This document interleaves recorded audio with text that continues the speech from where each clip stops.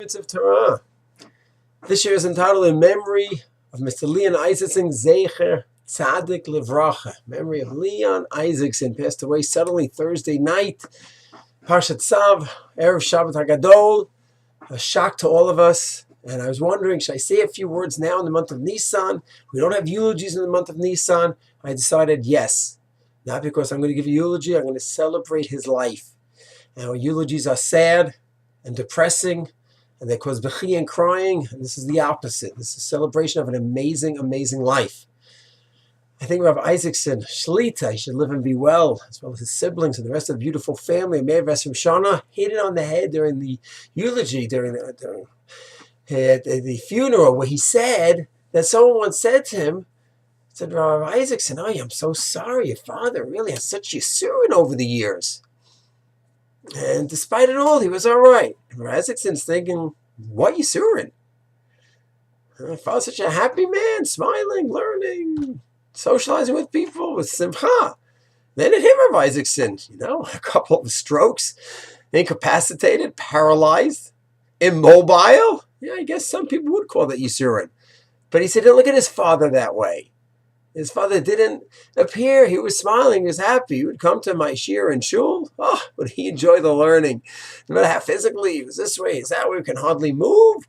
But he was brought to shul, and he came, and he learned, and he was excited. Especially we talked about a topic that connected to the minhag from back in his day. The Yeki minhag. Oh, he was in all his glory. Physically he was limited. He was limited. And to me, this represents a beautiful explanation of a pasuk. Lo ra'iti tzaddik ne'azav. We say that in benching every day. I never saw tzaddik abandoned. What does that mean? I never saw tzaddik abandoned. We can list plenty of tzaddikim that had horrible, horrible lives. The famous joke that Ibn Ezra made. He was so poor, he said, whatever I go into, it's not going to work. If I would go in and I would sell tachrichin, burial cloth for people when they die, everyone would stop dying. Meaning he had no luck when it came to finances. So tzaddikim don't always do so well in all areas. After children could die, they could die early. What does it mean I never saw tzaddik abandoned? So one approach is that a true tzaddik is never going to project the feeling of abandonment. He's been abandoned. He's in trouble. Hashem doesn't like him. He's a nebuch. No. He won't project that. Why? Because he doesn't feel that way. Whatever happens to him, he's going to take it. He's going to grow with it. He's going to be gamzel latov. He's going to make the most of it. And he has a challenge, a financial challenge. He's going to work with it. He has family challenges. He's going to work with that. Challenges with his yeshiva. He's going to work with it and grow from it and grow from every challenge he has. So he's not going to look at himself as a miskin. You're never going to hear the words from his mouth. Oh, just my luck. You're not going to hear that from a tzaddik, a true tzaddik, because he doesn't feel ne'ezav. He feels a zechut, a privilege to be alive and to grow and get have dveikus b'Hashem. That was Leon.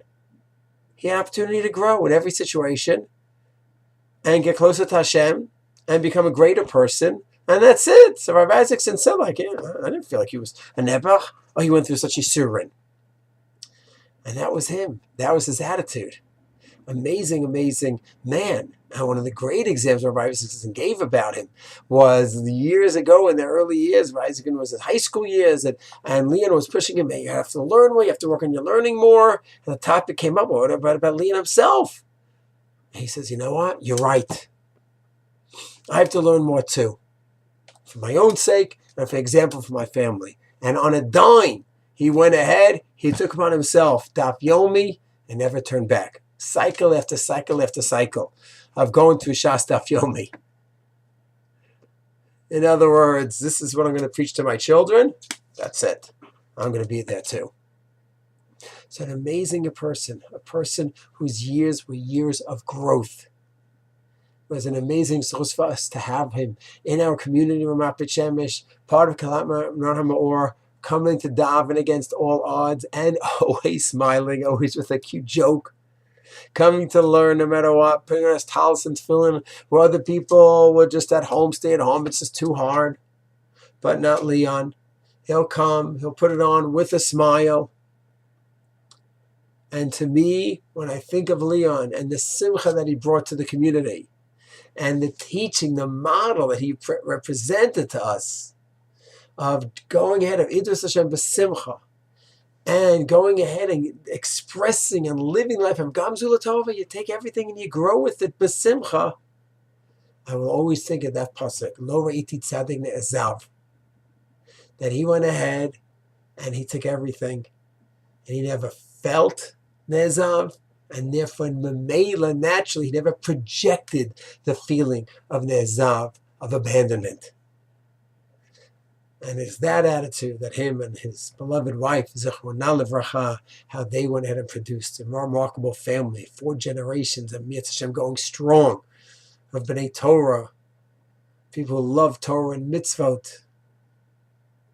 Mitzvah Hashem, all of their deeds and future deeds are going to be always a reflection of the beautiful legacy that Mrs.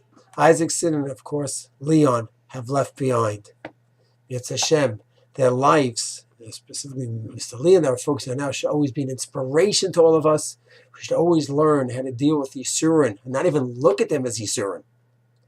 Be able to go ahead and have that attitude where we take everything Hashem gives us and use it as an opportunity to grow, to become wiser people, greater people, and ultimately have greater dveikut in Hashem.